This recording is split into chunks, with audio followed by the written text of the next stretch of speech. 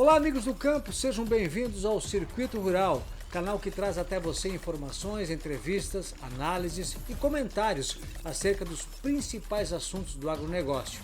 E hoje nós vamos falar sobre o problema da armazenagem de grãos no Brasil. Fique ligado!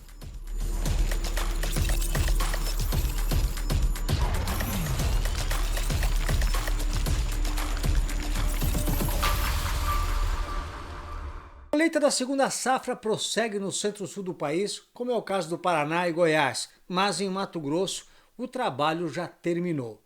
De acordo com o IMEA, a média colhida no estado foi de 102 sacas por hectare, totalizando uma produção de 39 milhões de toneladas de milho, isso em números redondos, 20% a mais do que no ano passado. E um novo recorde para Mato Grosso. A demanda externa, com aumento nos contratos de exportação, e as usinas de etanol de milho são tidos como os principais motivos no crescimento daquela que, até muito pouco tempo, era chamada de safrinha. Todavia, um problema vem acompanhando há tempos aí as colheitas, principalmente aqui em Mato Grosso, que é a falta de armazéns. E sobre isso a gente vai conversar com o Tiago Rocha, que é consultor de relações governamentais da AproSoja Mato Grosso e também da AproSoja de Rondônia. Tudo bem? Como é que você está, Tiago? Tudo bem, Almir. Obrigado aí pelo convite. Bom, primeiramente, eu que te agradeço, você encontrar aí um espaçozinho aí na sua agenda, que eu sei que é apertadíssima, para atender a gente e falar sobre esse assunto. Tiago, vamos ser rápidos então. Olha só, esse assunto da falta de armazéns em Mato Grosso, eu sei que é bem antigo. Desde a época que eu ainda estava na TV, a gente já mostrava isso para Mato Grosso, para o Brasil, e lá se vão 10 anos que eu saí da TV Centro-América, do MT Rural, e cá estamos nós ainda discutindo a questão da falta de armazéns. Tiago, por que essa solução, que esse problema ainda continua em Mato Grosso? Almir, de fato é um problema antigo, né? E ele é um problema antigo porque ele não se tornou uma prioridade de Estado, né? A gente sempre olha a questão da armazenagem do ponto de vista das oportunidades perdidas para o produtor. Mas agora nós começamos a enxergar os reflexos disso para a sociedade, né? Embora eles sempre estivessem aí, agora eles são muito mais evidentes.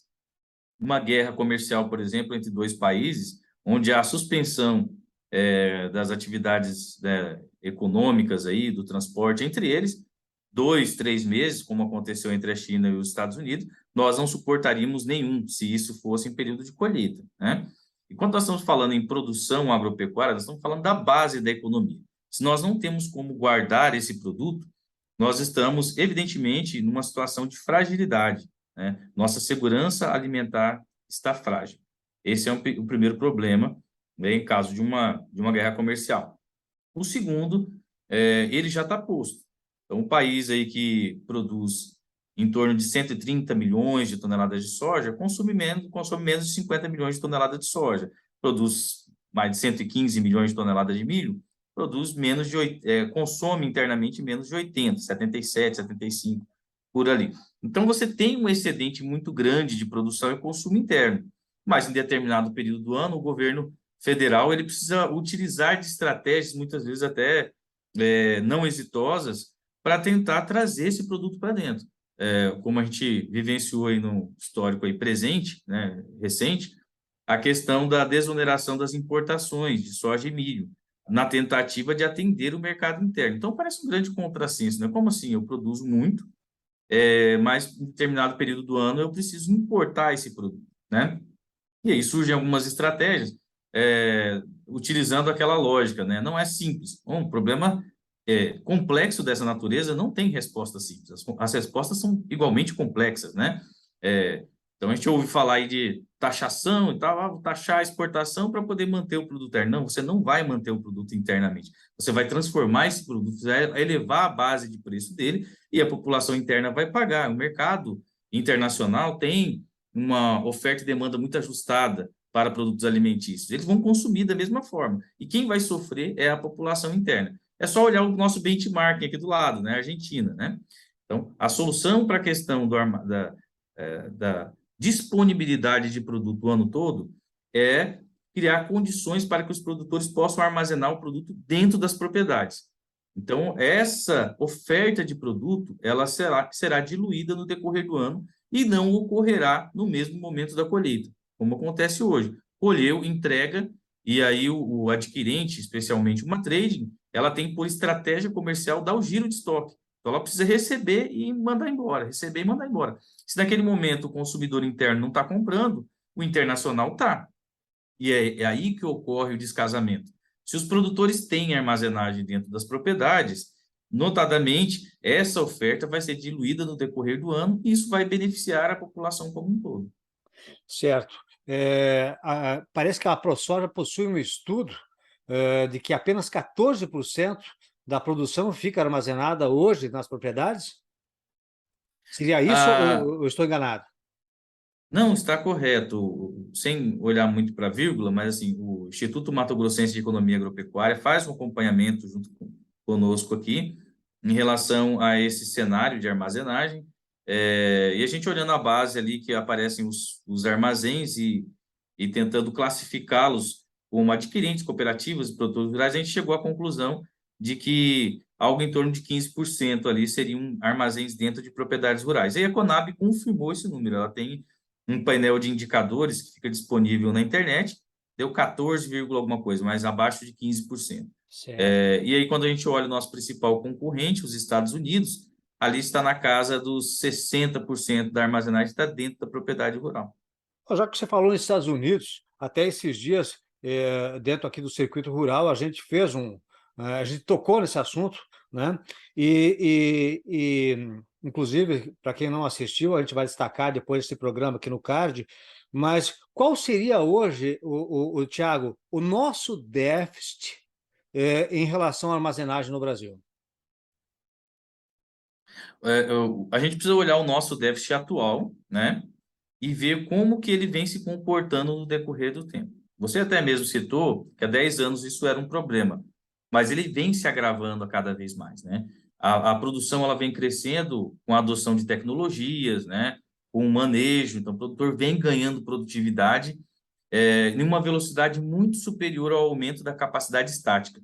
Para você ter uma ideia, Almir, nos últimos anos, nos últimos 10 anos, a taxa anual de crescimento da capacidade estática está em torno de 3,7% ao ano.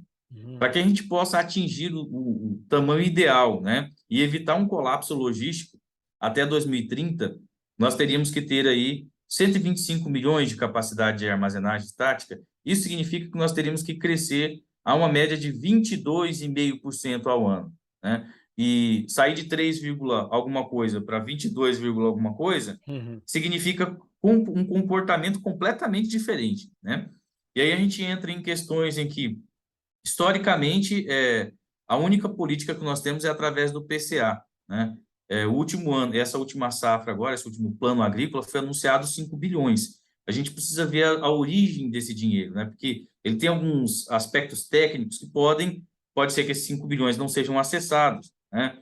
Por exemplo, eu vou dar um exemplo para você, Almir. O governo vai e autoriza os bancos a utilizarem um recurso de curto prazo, os depósitos à vista, e aplicarem, por exemplo, no armazém, para um investimento em armazém, emprestar para alguém que vai pagar a longo prazo.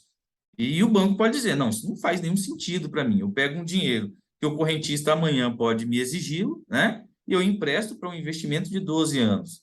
Então, assim, está anunciado aquele volume, mas essa instituição financeira não vai operacionalizar. Isso aconteceu no ano passado. O Banco do Brasil, a gente chama de MICO, com mais de 1 bilhão de reais. Então, essa estratégia para a política pública, ela precisa ser alterada. Nós precisamos abandonar a atual, né, que é o plano de construção de armazéns? Não podemos. Nós precisamos trabalhar com várias estratégias. Mas está muito claro que esta não vai dar conta, né, dessa mudança de comportamento que nós precisamos ter. Tiago, e sobre esse projeto que até existe dentro da ProSoja, que se chama Armazém para Todos, como é que está isso? Isso é uma resposta que a entidade deu a uma das vertentes, né, a uma das causas que nos trouxeram a esse cenário de déficit, né, um déficit crescente de armazenagem. Um deles era a questão da mentalidade do produtor mesmo, o pequeno produtor acreditar que não era viável fazer um armazém. Então, as premissas que eram adotadas até um passado recente, 2 anos atrás, quaisquer cálculos aí de viabilidade na construção de um armazém, desprezavam algumas características, por exemplo, questões de qualidade, né? O produtor que tem um armazém, ele tende a ter benefícios na entrega em virtude da qualidade do produto. Ele faz o blend, ele faz a secagem, ele faz uma pré-classificação. Isso, financeiramente, para ele traz resultados formidáveis, tá? Então, assim, esses cálculos não contemplavam isso. Então, a entidade, junto com o IMEA, fez um estudo bastante aprofundado de quais são todos os benefícios decorrentes da armazenagem de grãos dentro da propriedade rural. E aí chegou-se matematicamente a um modelo que hoje está lá no site www.armazenparatodos.com.br, que permite que o produtor, nas condições dele, tanto de produção de soja e de milho, quanto de condições climáticas, né? Então, ele pode colocar ali o que ele geralmente observa em termos de umidade na colheita, avariados. Ele usa uma média ali para ele ver, para a situação dele, qual é o retorno desse investimento. Então, o Armazém para Todos é uma tentativa de mostrar para o produtor rural, especialmente para o pequeno produtor rural, que é viável, sim, a construção de um armazém. Isso era uma retórica que vinha sendo repetida, né? Repetida, inclusive dentro dos ministérios, tá? De que pequenos produtores não poderiam ter armazéns. E aí a prática nos mostra uma realidade muito distinta. Então, haviam produtores que fizeram armazéns aí de 350, produtores de 350 hectares, fizeram um armazém com secagem, com elevador e tal, e em 5 anos pagaram esse investimento. Espera aí, tem ou não tem viabilidade? Quando você começa a olhar outros e precificar outros benefícios, você percebe que tem sim. E a outra realidade que se mostrou foi o seguinte: ninguém até hoje consultado disse eu fiz um armazém e me arrependi, certo? Então, essa é a realidade que os números precisavam apresentar. E hoje ele está disponível, o IMEA está atualizando alguns custos, né? Deve terminar aí pelas próximas 2 semanas. A gente vai anunciar, a calculadora está lá, e então o produtor rural pode fazer a sua análise de viabilidade. Essa era a primeira vertente. A segunda vertente é crédito, né? A terceira vertente é burocracia, né? Então, nós temos várias coisas para atacar, em ponto de vista de crédito, eu citei para você.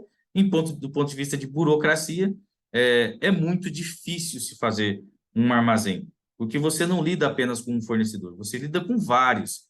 E à medida em que o crédito não dá previsibilidade, por exemplo, você vai lá e faz um FCO comigo, e você tem sua garantia já registrada, está autorizado o seu crédito, você recebe o primeiro aporte. O segundo aporte era para sair mês que vem, sai daqui 3 meses, certo? Tem um atraso, ele tem uma regra do Fundo Constitucional. Ali, você tem construção civil, você tem uma equipe mobilizada. Se desmobilizar essa equipe, para ela voltar, ela vai custar mais caro, certo? Então, esse problema de previsibilidade do crédito, ele traz também um aumento de custo operacional, né? E toda essa complexidade da contratação de prestadores de serviço. Tá certo.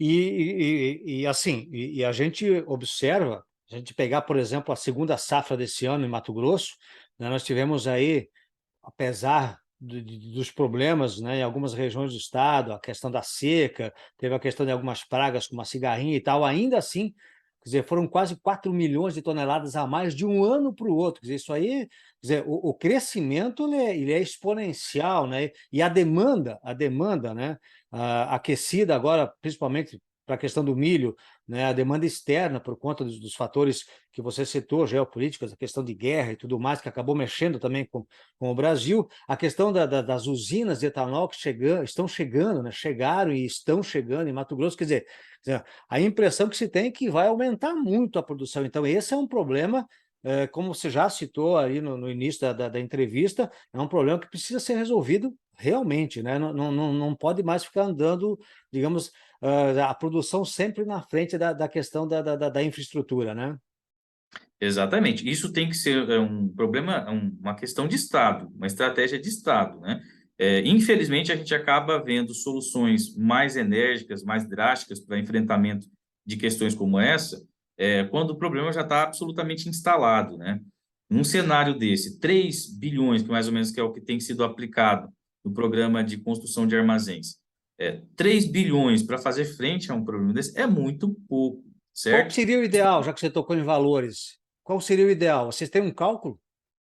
Olha, nós temos um cálculo aqui que para fazer uma verdadeira revolução, e nem precisaria de muito, viu? Seria algo em torno de 50 bilhões, né, para o Mato Grosso. Isso faria uma transformação no Estado. É claro que isso a gente olhando o cenário total, né?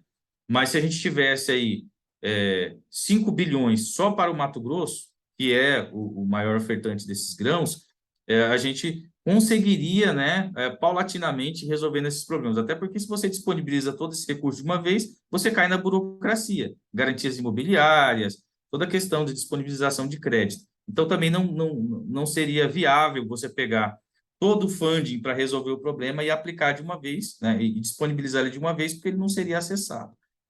Agora, voltando para a questão do crédito, você percebe o seguinte: os produtores brasileiros eles são muito liberais, né, do ponto de vista econômico. Eles não pedem. Quando você olha o tratamento que é dado aos nossos concorrentes e até lá na União Europeia, fica muito claro que o produtor anda com as próprias pernas, né? Os Estados Unidos, por exemplo, a subvenção ao prêmio do seguro lá na soja é 60% do prêmio do seguro.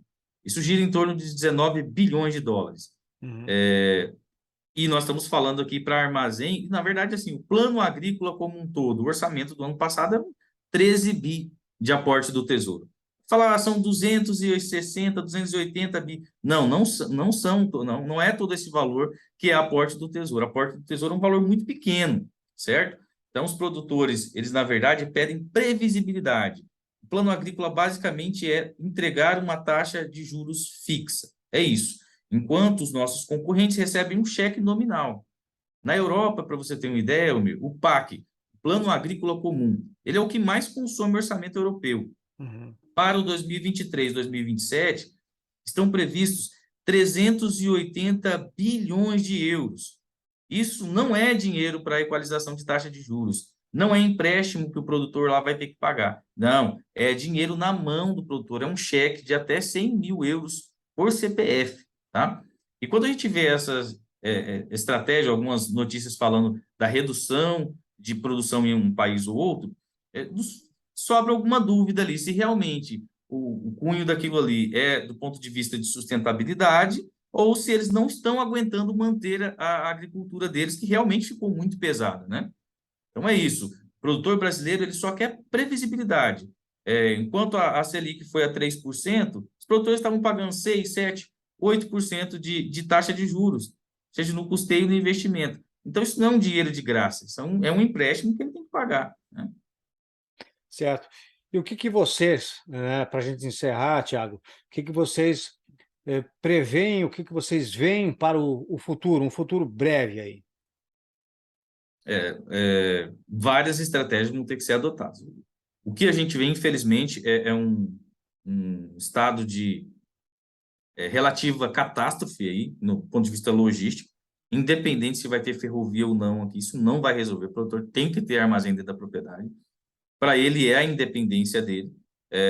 A gente trabalha com outros instrumentos, por exemplo, o patrimônio rural de afetação acabou de ser reformado e a intenção dele é que realmente o produtor fique com uma área menor, alavancada em uma operação de investimento. Imagina, 12 anos ali a garantia na mão do banco, ele não pode utilizar aquela garantia para outras operações. Então, fragmentar essas matrículas é um ponto importante, mas sozinho também isso não resolve.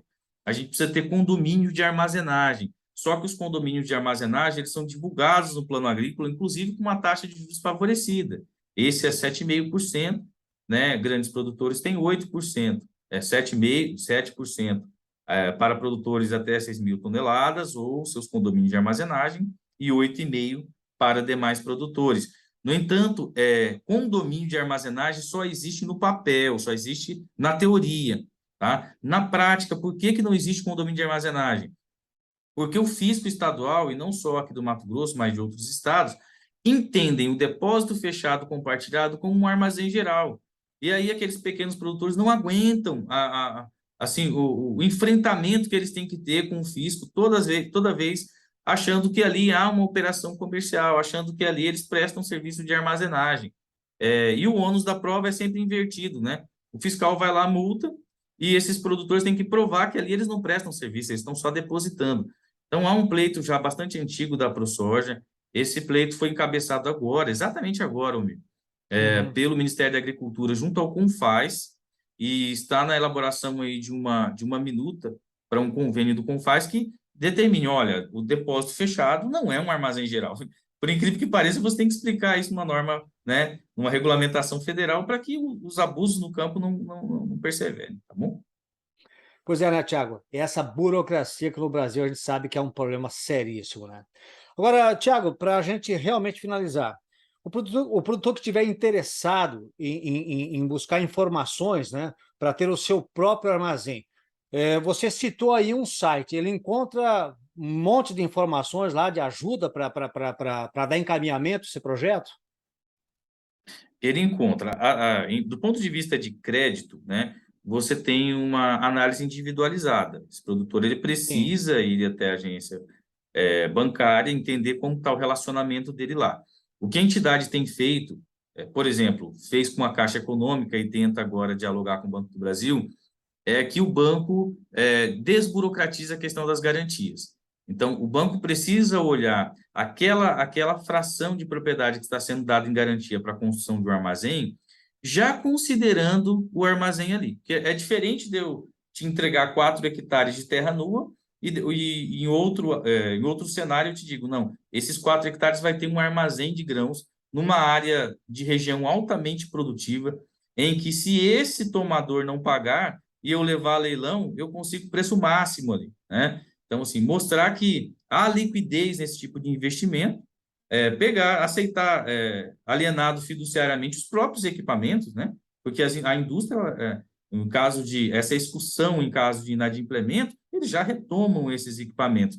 Então, a mudança de mentalidade também das instituições financeiras. A Caixa Econômica abraçou, né? Fez um case com a gente acompanhou. Na verdade, o produtor tinha lá o seu relacionamento com o banco, né? Ele propiciou essa negociação e a gente falou: não, vamos lá, vamos fazer diferente para esse produtor rural. Então, com 4 hectares, ele fez aí está fazendo um investimento hoje da ordem de 14 milhões, né? O que era inimaginável, né? Ele teria que dar aí 100, 150, 200 hectares para suportar uma operação dessa.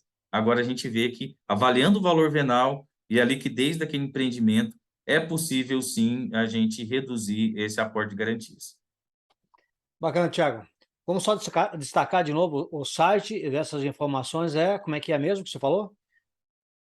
www.armazenbaratodos.com.br. E dentro dos próximos dias, o IMEA estará atualizando alguns custos ali. Você tem alguns campos em aberto, que é para digitar a informação que o produtor. Às vezes o produtor já tem um orçamento na mão, e o IMEA vai subir para ali uma estimativa de custo atualizado. Então dá ainda para você simular, mas aí você teria que ter já algum orçamento na mão, um projeto, né? Daqui umas 2 semanas a gente vai ter os dados ali indicativos, né? Não é orçamento real, cada caso é um caso, né? Mas é um indicativo. Você coloca o tamanho da capacidade, ele te indica mais ou menos qual que é o tamanho do investimento. Bacana. Tiago, novamente, muito obrigado pela sua participação aqui no Circuito Rural. Fundamentais aí as suas explicações, suas orientações a respeito desse sério problema, né, de infraestrutura dentro do nosso estado de Mato Grosso. Um abraço para você, fique bem. Abraço, Mir. Obrigado pelo convite. E nós terminamos aqui. Um grande abraço, seja produtivo e fique com Deus.